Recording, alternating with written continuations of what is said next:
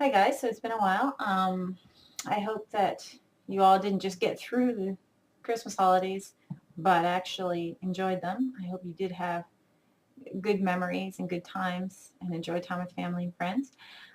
We had a good one in most respects.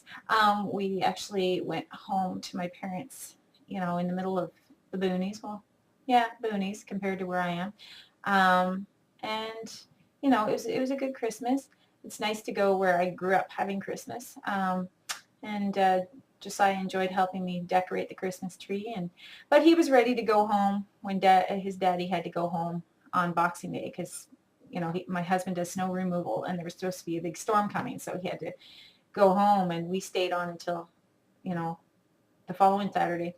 So Josiah wanted to go home every day. He was like, go home, because he missed his playroom and he missed all his toys and he missed his computer and his games and all that. So he wanted to go home. It was the first time it was quite that bad. But of course, in the wintertime, there's not as much to do. And in the summertime, when we go there, there's a lot more to do. But anyway, you know, um, where it's been a year, the past year, another year has passed. Um, it's good to kind of reflect on the progress that our children have made. And not just that, but the progress we have made, what God has done in us through them. Um, Maybe we have more patience than we used to have, or we've learned to love more, and we've learned to appreciate our children more and our lives more, and we've learned to not take things for granted and be more grateful and not complain as much, or just different things, right, that God has worked in us, the fruit he's worked in us through our children and other circumstances, because let's face it, that's where we grow, is where we are put in situations that are challenging. And I know that this past year has been there's been so much progress in my son, in so many ways. No, he still can't carry on a full-fledged conversation, but boys, oh boys, he's become so much more verbal and able to answer what questions and things of that nature. And he's an excellent reader. He started drawing. It's been a year now, because when we moved the end of December and January, he just started drawing pictures. Prior to that, he'd written numbers and letters, but never really drew anything. Mind you, it's very narrow what he draws, and he's repetitive in it, Angry Birds and stuff like that. But who cares, Go with it. So I love his little drawings. Some are very amazing and very detailed. So and he's just, because we've moved to this new area this past year, he's been able to be around children more, so he's gotten to make friends, really make friends. And it's been great. It's been so awesome to see him have little buddies. I know they're not deep friendships. These kids, most of them are younger than him. They're little toddlers or whatever, preschool age, but they're his little friends. They're friends to him, and he loves them, and he wants to be with them. And so it's been nice to see him have those friendships. It's been wonderful. He's just, you know, he's easier in so many ways. And like I say, he started to poop on the toilet, but now the little stinker has figured out a way around it, because I have to put him in pull-ups or good nights, because he's at grown pull-ups at nighttime, because he wets the bed at night, which is very common in any child.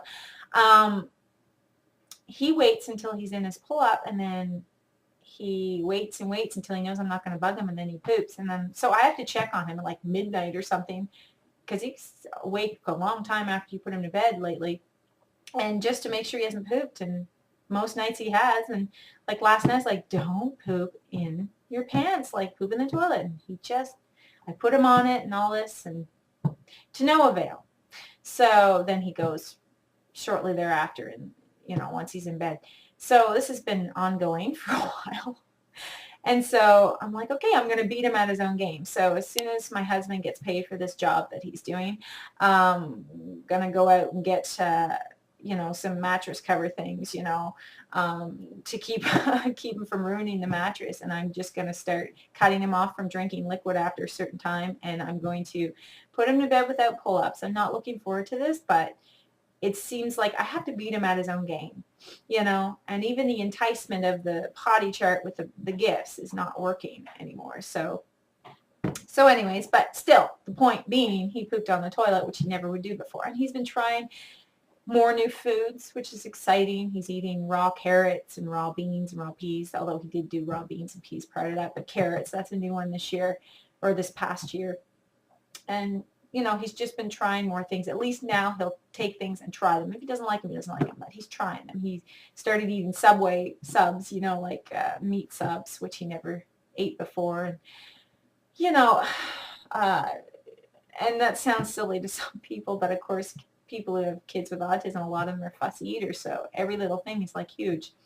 So anyway, so there's been, you know, other things I really can't think of right at the moment, but so I just want to encourage you to reflect upon those good things. And of course, God has hopefully taught me a little bit more patience, I'm hoping, over this past year. And just more acceptance and really a celebration of who my son is, not trying to make him fit into this mold that the world has for him, but just allowing him to be who he is and celebrating that. You know, I love these wonderful things about my son that really are due to his autism, his innocence, and some of these savant skills he seems to have, and the way he thinks outside the box, and just how he likes pretty much everybody. He's very loving. You know, how is that a negative? Really, how's that a negative thing? So anyway, a few days ago I was reading the story about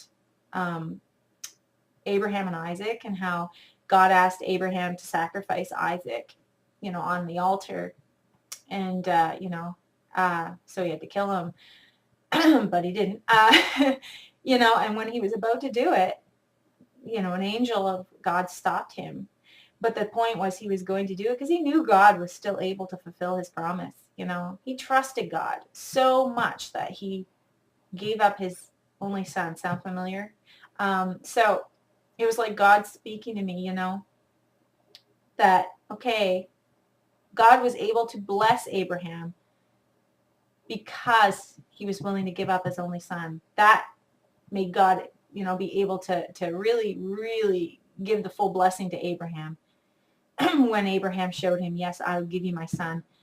How many of us need to do that, to really set out to do that this year? Give God our sons and our daughters. Really entrust them to the Lord, that God has mighty things in store for them. You know, it's hard to trust God fully, you know, with our most precious gifts from him, but just think he loves them more than we do. So I encourage you all to just give your children over to the Lord fully, so that he can bless you and bless them through you, because he can't fully bless you until you let go of everything that's in your hand. He can't put something back into it that's even better, you know. And I know that's a word for me too. Like, I do trust the Lord with my son's future, but you know, have I fully given him my son? You know, have I put God before my son? Not always, no. I sometimes put my son ahead of God, and that's not good, you know? It's like it makes my son become like an idol. So anyways, I hope that you all have a wonderful coming year, and that's what I wanted to share today. And yeah, God bless you all. Oh yeah, and I forgot to share something that was a big, you know, victory for us. The past, you know, few years, I stopped trying to even bring my son to my old church, my parents' church down home. It's just a small little place, because it was just difficult. He'd run around and disrupt, and it was hard, and I was just discouraged. I couldn't bring him there. Anyway, this Christmas we did, and it went so well. I mean, he went up there with the triangle and was playing in perfect, like, he kept perfect timing up front with them, and he did run around, you know, the church like in circles when the music was going, but it didn't bother them at all. So it was just wonderful to be able to bring him. You know, it was like showing that there's been so much, he's come so far, and it was exciting because I haven't brought him since he was like 2. It was too much. Yeah, so that was exciting for me. So I just want to the last minute share that, because I just thought of it after I recorded the first video. And yeah, every little thing counts. It's wonderful to see them able to do things they couldn't do before. God bless.